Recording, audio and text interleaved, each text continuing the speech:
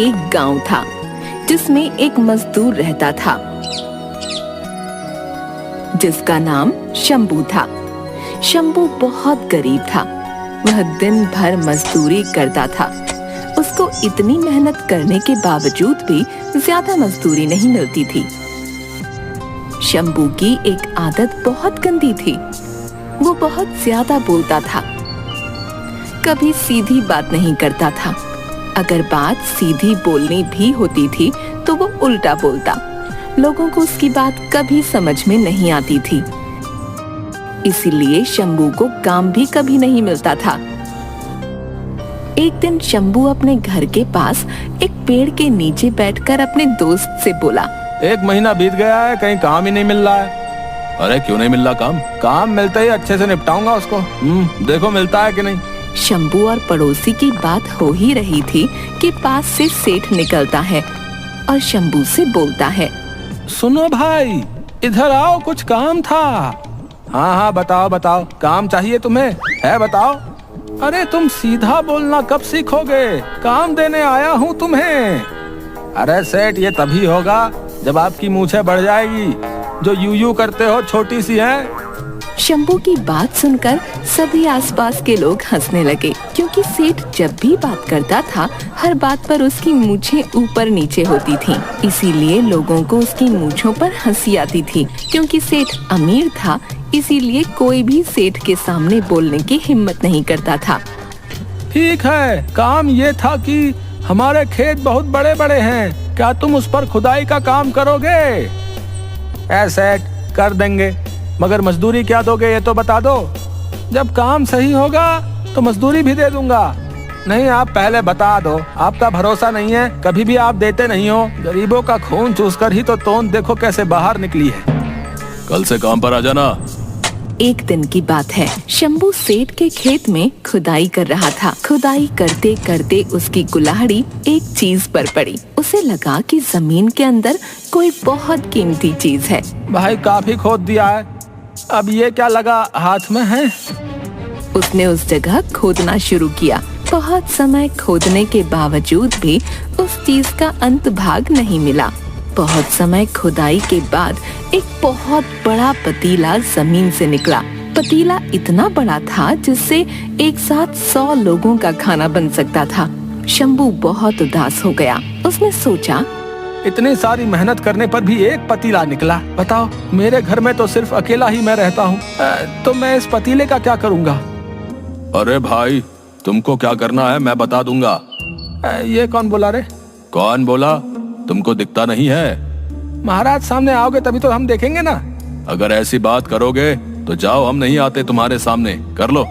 तुम नाराज भी होते हो? अजब प्राणी हो भाई। अगर हम प्राणी ना होते तो तुम धरती पर थोड़ी रहते, आसमान में उड़ा दिए जाते। ठीक है, आना है तो आओ, हम जा रहे हैं, थक गए बहुत आज। शंभू खुदाई की वजह से बहुत थक गया था, इसलिए वह एक पेड़ के नीचे आराम करने के लिए गया। अच्छा ठीक है, तुमको अभी बता रहा हूँ। उस समय शंभू की कुल्हाड़ी उस पतीले में गिर गई। जब वह आराम करके उठा तो उस पतीले में बहुत सारी कुल्हाड़ियाँ थीं। वह इसे देखकर चौंक गया। उसने आसपास देखा तो उसे कोई न दिखा। उसने सारी कुल्हाड़ियाँ गिनी। उस पतीले में 100 कुल्हाड़ियाँ थीं। उसे लगा कि यह कोई मामूली पतीला नहीं है, जरूर यह कोई जादुई पतीला है। अरे ये क्या हुआ है? ये सच में कुछ जादू हुआ है? जब मैं बोल रहा था तब तुमको कुछ सुनाई नहीं दे रहा था। ऐसा है, मैं डरता नहीं हूँ, मगर मेरा बहुत फायदा हुआ है, मजा आ गया भाई। यह पतीला जादुई है कि नहीं, इसके लिए उसने उसमें से एक कुल्हाड़ी को पतीले में वापस डाला। वह एक कुल्हाड़ी थोड़े ही क्षणों में 100 कुल्हाड़ियों में बदल गई। वह यह देखकर बहुत खुश हो गया। अब कुछ समझ आया कि नहीं? देखो भैया, ये हमारा पतीला है और हम ये लेकर जा रहे हैं। ठीक है, ले चलो। क्या ले चलो? तुम जो भी हो, रुको यहीं। क्या यार, ठीक है। वह उस पतीले को लेकर अपने घर गया और उसमें कुल्हाड़ियों को 100 गुनी करने लगा। उसने खेत में मजदूरी करना छोड़ दिया। क्यों भाई, कैसा लगा? तुम यहाँ पर भी भाई? माफ कर दो भाई, मगर ये नहीं दूंगा। मैं पतीला हूँ, यही तो बता रहा था इतनी देर से। आए मेरा पतीला, मुझे तुम पहले क्यों नहीं मिले थे? अब बहुत अमीर बन जाऊंगा। वह कुल्हाड़ियों को बेचकर धन कमाने लगा। अब वह धन को 100 गुना करने लगा और 100 गुने धन को फिर से 100 गुना करने लगा। ऐसा करते करते वह अमीर बन गया। अरे, ये मेरे यहाँ पर मजदूरी किया करता था, इतना अमीर कैसे हो गया? कुछ तो बात है, जाकर देखना पड़ेगा।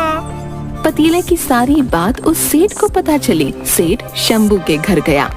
शंभू बहुत धनवान हो गया। सेठ, आज आप यहाँ मेरे घर की तरफ आए हो? हाँ, तुमसे मिलने आए थे। तुम इतने दिन से आए नहीं, तो सोचा मिलने चले। अरे सेठ जी, ऐसा नहीं है। तुम इतने बड़े आदमी कैसे बन गए हो? लोगों को बोलते सुना तो मैंने सोचा तुमसे सीधा बात कर लूं। सेठ जी, अगर होगी तो उससे आपको क्या करना है? तुम तभी से अमीर बने हो जब आखिरी बार मेरे खेत पर काम किया था। हाँ। शंभू घबरा गया। कहीं सेठ को पता तो नहीं चल गई है कि उसके उस खेत में पतीला मिला जिससे मैं अमीर बन गया था। आप किस बारे में बात कर रहे हैं? बहुत भोले बन रहे हो। खेत में काम करते क्या मिला था तुमको? वो मेरा है, लेकर आओ। सेठ जी, आप बौरा तो नहीं गए हो? ऐसा थोड़ी होता है। वो खेत आपका था मगर खोदा मैंने है। हाँ, जो मिला है वो मेरा है। हाँ ठीक है, ले जाओ। वैसे भी अब मेरा काम तो हो गया। लाओ जो भी था, ज्यादा समय नहीं है मेरे पास। ठीक है, ले जाओ ये पतीला। ठीक है, दो। आखिर में शंभू को पतीला देना पड़ा। पतीला चले जाने पर भी शंभू उदास नहीं था, क्योंकि शंभू ने सोचा कि अब मेरे पास बहुत सा धन है जिससे मैं बिना कुछ करे बहुत ऐश्वर्य भरी जिंदगी जी सकता हूँ। शंभू ने पतीले को सेठ के हाथ में दे दिया और तभी पतीले ने सेठ को देखकर मुस्कान दी और बोला, अरे क्या बात है, मेरा नया मालिक कौन बनने आया है? सेठ को जब अचानक से कोई आवाज आई तो सेठ घबरा कर बोला, ये कौन बोला? क्या तुमको भी लगता है दिखता कम है? जब तुम रहेंगे तभी तो देखूंगा ना। पहले घर चलो, वही देता हूँ। अच्छा, ऐसी बात है तो चलो। सेठ, आज खाना तो अच्छे से खाए हो ना? क्यों पूछ रहे हो? कहीं बात हजम ना होगी। देखो, मैं डरता तो नहीं हूँ, फिर भी थोड़ा सा बता दो। घर चलो, बता रहा हूँ। ठीक है। वह सेठ उस पतीले को अपने घर ले गया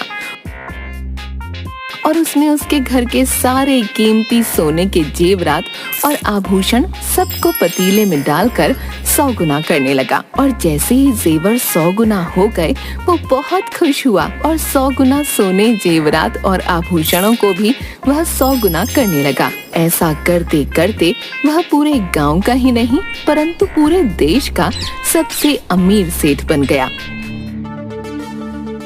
यह सारी बात उस नगर के राजा को पता चली। वह राजा सैनिक लेकर उस सेठ के घर पहुंचा। सुनो सेठ, सुना है आपके पास कुछ ऐसा है जो आपको बहुत धनवान बना रहा है। ऐसा कुछ नहीं है।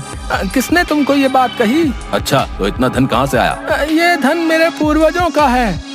तुमको ये जानने की क्यों पड़ी है? जाओ लेकर आओ और दो मुझे। देखो सैनिक, ये मेरा है, खुद का धन है। और वैसे भी भाई, नगर में हर किसी का धन आपको अपना ही लगता है, इसीलिए आप ले जाते हो उनसे छीन कर। माना हमारा राजा थोड़ा पागल है, मगर अमीर हमें भी होना है। राजा धनवान तो प्रजा पहलवान। अच्छा ठीक है, ले जाओ। अब हमको क्या जरूरत होगी, काफी धन है मेरे पास, इतना कि मैं तुम्हारे राजा को भी खरीद लूं। वैसे भी तुम्हारा राजा पागल है, मुझे कम धन में भी अपना राजपाट दे देगा। तो वो चीज क्या करते हैं हम देखें। ये है वो चीज, पतीला। पतीला है, ठीक है, दो। हम अपने राजा के पास लेकर जाएंगे। इस नगर की प्रत्येक चीज पर उसका अधिकार है, इसीलिए ये जादुई पतीला उसका हुआ। सैनिक ये पतीला राजा के पास लेकर गया। वह राजा उन दोनों से बहुत ज्यादा लालची था। महाराज, ये है वो चीज, इससे वो सेठ अमीर हुआ था। एक पतीला, इससे क्या होगा? ये उस सेठ के घर पर मिला था जिससे वो अमीर हुआ था। ठीक है। गलती से राजा के हाथ से चाकू पतीले में गिर गया और वो 100 गुने में बदल गया। राजा ये देखकर चौंक गया। उसने अपना सारा खजाना 100 गुना कर दिया। उस 100 गुने खजाने को भी वह 100 गुना करने लगा। ऐसा करके वह दुनिया का सबसे अमीर राजा बन गया। फिर पतीले से राजा को आवाज आई। राजा ये आवाज सुनकर चौंक गया। बाकी सब भी डर गए कि अब ये आवाज कहाँ से आ रही है। सुन राजन, बाकी दोनों तो मुझसे अमीर हो गए हैं, तू भी अपनी किस्मत आजमा ले। राजा का लालच कम नहीं पड़ा और उसने पूरे महल के सोने चांदी को 100 गुना कर दिया। मैं राजा हूँ, जो चाहे वो लूं। तू खुश तो सब खुश, कर ले अपनी सारी मुराद पूरी। बिल्कुल सही। एक दिन वो राजा उस पतीले के पास आया और सोचने लगा कि इस पतीले में जरूर कुछ होगा जो इसको जादुई बनाता है, क्योंकि यह पतीला दिखने में तो बहुत साधारण सा है। इसलिए वह उस पतीले के अंदर गया और उस पतीले में ढूंढने लगा। तभी उस पतीले में उस राजा के हम शक्ल राजा आने लगे। धीरे धीरे करके उस पतीले में से 100 राजा निकले। वह राजा अपने 100 हम शक्ल को देखकर घबरा गया और अपने आप को मारने लगा और कहने लगा कि ये मैंने क्या कर दिया, मैंने अपने ही 100 गुना कर दिए। आपने जो किया वो आपका लालच है। देखो, अब तुम ये रोक सकते हो। अब मैं क्या करूं? जो भी हुआ वो आपकी खुद की वजह से हुआ है, इसे रोकना मुश्किल है। ये एक बार किया जादू था, इसे पलटा नहीं जा सकता है। और उसके बाद सारे हमशक्ल राजा अपने आप को राजा बताने के चक्कर में आपस में लड़ने लगे और इस तरह ज्यादा लालच के चक्कर में राजा ने अपनी जान गंवा दी।